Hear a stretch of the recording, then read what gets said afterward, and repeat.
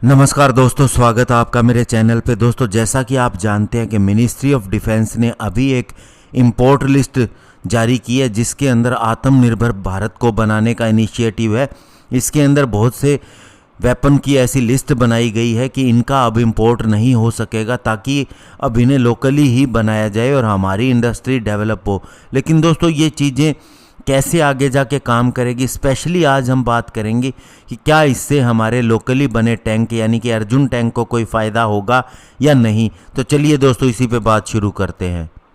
दोस्तों, अभी जैसा कि चाइना के साथ में हमारा जिस तरह का सीन चल रहा है वो स्पेशली माउंटेनियस टेरेन के अंदर है, और वहाँ पर किस तरह के मैकेनाइज्ड फोर्स को लगाया जाना चाहिए, ये बहुत सी चीज़ें डिपेंड करती हैं कि इक्विपमेंट कैसा चुना जाए और इंडियन आर्मी की रिक्वायरमेंट क्या है। ऐसे में सबसे बड़ी बात आती है टैंक को लगाने की कि कौन सा टैंक लगाया जाए जो चाइना के साथ में मुकाबला कर सके। हालांकि लाइट टैंक की बात होती है, वो एक अलग विषय है। आज अगर अर्जुन टैंक की बात करें तो इसके बहुत से बेनिफिट भी हैं।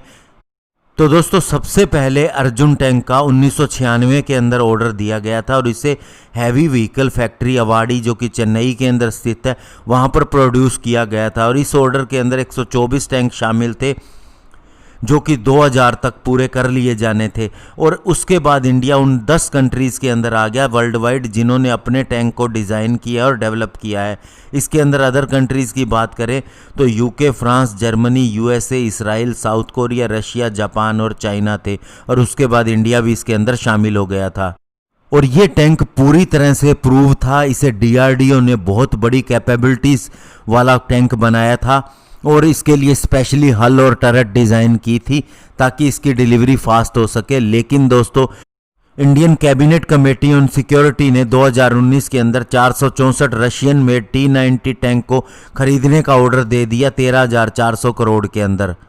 हालांकि दोस्तों, आप जान के हैरान होंगे कि 2010 के अंदर जब अर्जुन MK1 का T-90 टैंक के साथ कई पैरामीटर्स के ऊपर मुकाबला करवा के देखा गया तो अर्जुन MK1 ने आउट परफॉर्म किया, यानी ज़्यादा अच्छा परफॉर्मेंस दी, स्पेशली एक्यूरेसी और कंसिस्टेंसी ऑफ फायर पावर के अंदर, मोबाइलिटी में, एजिलिटी में। और तो और दोस्तों, पावर टू वेट रेशो के अंदर भी अर्जुन टैंक ने ज़्यादा अच्छा परफॉर्मेंस दिया T-90 टैंक से। और 2014 के अंदर जो CAG की रिपोर्ट आई उसके अंदर भी ये क्लियर कट कहा गया कि जो बेंचमार्क रखे गए हैं T-90 टैंक के लिए वो अर्जुन टैंक से कम हार्ड है। यानी कि अगर हम बात करें कि scientific stress technique, check of lubricant oil, system reliability, laser range finder, इसके अलावा और भी कुछ पैरामीटर है जिनके ऊपर टैंक को देखा जाता है, तो वो T-19 के लिए आसान रखे गए हैं और अर्जुन टैंक के लिए ज़्यादा हार्ड रखे गए हैं। और अभी अगर हम करंट की बात करें तो अर्जुन MK1 के अंदर 89 इम्प्रूवमेंट की गई हैं और ये इसे बहुत ज़्यादा एडवांस्ड प्लेटफॉर्म बना देती हैं। डायरेक्टली इसका कंपैरिजन टेक्नोलॉजी के हिसाब से अमेरिका के M1A2 अब्राम टैंक के साथ हो सकता है।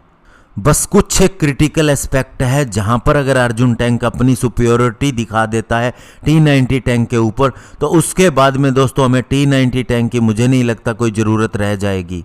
और दोस्तों, अगर हम T-90 टैंक की बात करें तो आपको ध्यान होगा अगस्त 2017 के अंदर रशिया के अंदर एक बैटलफील्ड मैराथन हुई थी जिसके अंदर बहुत सी कंट्रीज़ ने, लगभग 19 कंट्रीज़ ने हिस्सा लिया था अपने टैंक के साथ में, और सिमुलेटेड वे में एक युद्ध की तरह का माहौल बनाया गया था। और उसके अंदर इंडियन आर्मी का T-90 टैंक नॉकआउट हो गया था और इसके अंदर बहुत सी प्रॉब्लम डेवलप हो गई थी। और इसके अलावा दोस्तों, इसका नाइट विजन सिस्टम भी रात के अंदर ठीक तरह से काम नहीं करता अगर टेम्परेचर ज़्यादा हो, स्पेशली डेजर्ट रीजन के अंदर।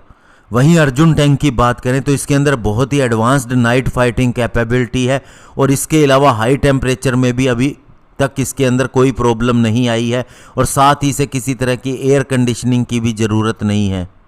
तो दोस्तों, इस हिसाब से अर्जुन MBT टैंक एक पूरी तरह से पोटेंशियल है मेक इन इंडिया प्रोग्राम के लिए और सेल्फ रिलायंस विजन के लिए अगर गवर्नमेंट चाहे तो। और इसके अलावा जब से लास्ट अर्जुन टैंक डिलीवर किया गया है तो इसकी लाइन भी खाली पड़ी है जहां पर और मैन्युफैक्चरिंग हो सकती है। तो ऐसे में दोस्तों, अब हमें चूंकि टैंक की ज़रूरत भी है, लाइट टैंक पर हम बात कर रहे हैं, अर्जुन टैंक को भी हमें अपनाना चाहिए। जैसे हमने LCH तेजस MK1A और इसके अलावा हमने HTT-40 ट्रेनर एयरक्राफ्ट को अपनाया है और जल्दी ये बात सच भी हो जाएगी। धन्यवाद। जय हिंद।